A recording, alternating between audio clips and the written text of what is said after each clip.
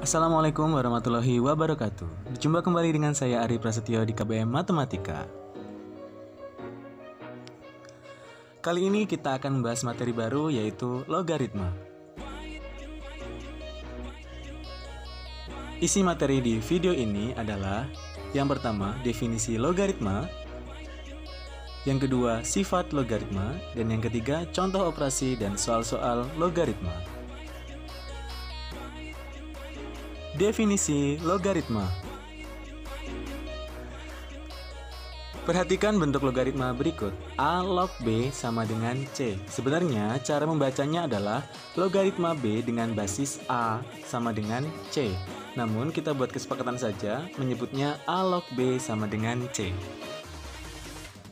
Di sini, jika ada operasi A log B dan hasilnya C, itu karena A pangkat C sama dengan B. Jadi kita mencari bilangan pangkatnya. Contoh, 7 log 49 sama dengan 2. Itu karena 7 dipangkat 2 hasilnya adalah 49. Kemudian 2 log 8 sama dengan 3, karena 2 dipangkat 3 hasilnya 8. 2 log setengah sama dengan min 1, karena 2 dipangkat negatif 1 adalah setengah. Kemudian ada log 100 sama dengan 2. Di sini kan basisnya tidak ada, itu maksudnya adalah 10. Jadi setiap basisnya nggak ada itu nilainya 10 ya. Log 100 sama dengan 2 karena 10 pangkat 2 sama dengan 100.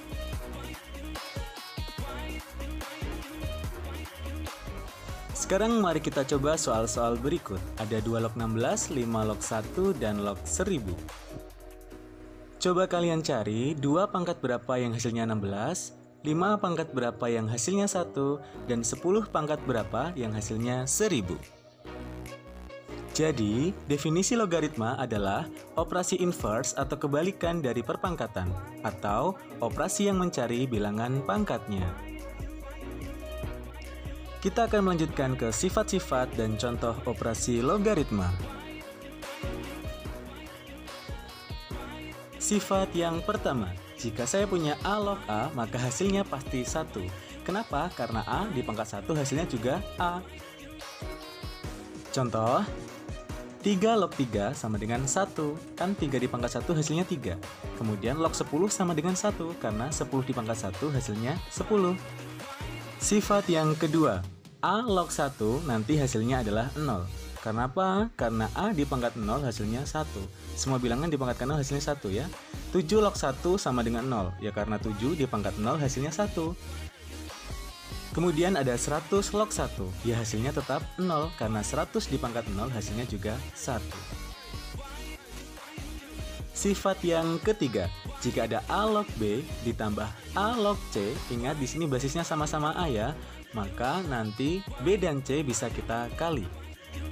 Menjadi A log dalam kurung B dikali C. Berikut contohnya. 6 log 18 ditambah 6 log 2. Di sini basisnya sama-sama 6, maka 18 dan 2-nya bisa kita kali, sehingga hasilnya menjadi 6 log 36. Sekarang coba 6 pangkat berapa yang hasilnya 36? Maka jawabannya pasti adalah 2. Contoh yang lain, log 5 ditambah log 200. 5 dikali 200 hasilnya adalah 1000. Di sini tidak ada basisnya, maka aslinya adalah 10. Sekarang, 10 pangkat berapa yang hasilnya adalah 1000? Tentu jawabannya adalah 3. Sifat keempat adalah kebalikan dari sifat yang ketiga. Jika saya ada A log B dikurangi A log C, di sini basisnya sama-sama A, maka hasilnya adalah A log B dibagi C. Contohnya, 7 log 147 dikurangi 7 log 3. Di sini basisnya sama-sama 7. Maka 147 bisa kita bagi 3. Hasilnya adalah 7 log 49. Sekarang 7 pangkat berapa yang hasilnya 49? Jawabannya adalah 2. Berikutnya, 5 log 375 dikurangi 5 log 3. 375 kita bagi 3 hasilnya adalah 125. Sekarang 5 pangkat berapa yang hasilnya 125? Hasilnya adalah 3.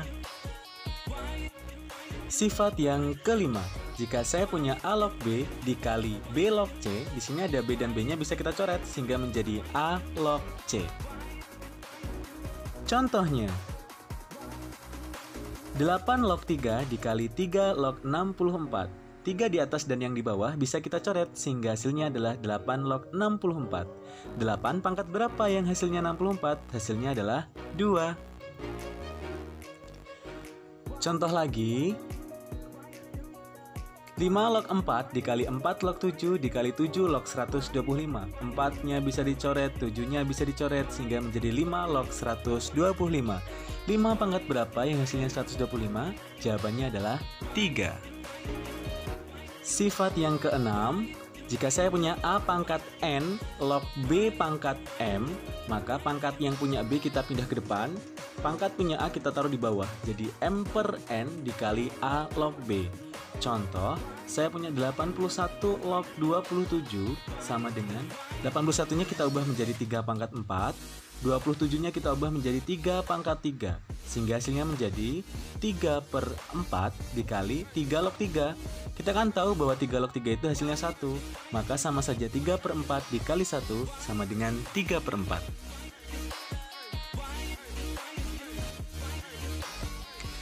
Sifat yang ketujuh, jika saya punya A log B, maka itu sama dengan 1 per B log A. Ini adalah sebuah kesamaan. Contoh, 64 log 2, maka sama saja dengan 1 per 2 log 64. 2 pangkat berapa ya yang hasilnya 64? Jawabannya adalah 6, maka hasilnya adalah 1 per 6. Kemudian kita masuk ke sifat yang ke-8. Jika saya punya A pangkat A log B, jadi sini logaritmanya jadi pangkat ya, maka hasilnya mau tidak mau adalah B. A-nya bisa kita coret langsung. Contoh, 6 pangkat 6 log 7, maka hasilnya adalah 7. Dan yang terakhir adalah sifat ke-9. Jika saya punya A log B, maka bisa kita ubah menjadi log B per log A. Kemudian kita boleh bebas mengasih basis. Di sana saya tulis M, maksudnya adalah angka yang bebas. Contoh, saya punya 625 log 125, maka menjadi log 125 dibagi log 625. Kita isi basis yang menguntungkan. Sama-sama saya kasih 5. Menjadi 5 log 125 dibagi 5 log 625. Berarti hasilnya 5 pangkat berapa yang hasilnya 125? Hasilnya adalah 3. Dan 5 pangkat berapa yang hasilnya 625? Hasilnya adalah 4. Maka hasilnya adalah 3 per 4.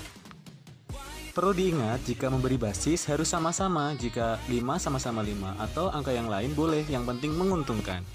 Kemudian kita masuk ke latihan soal.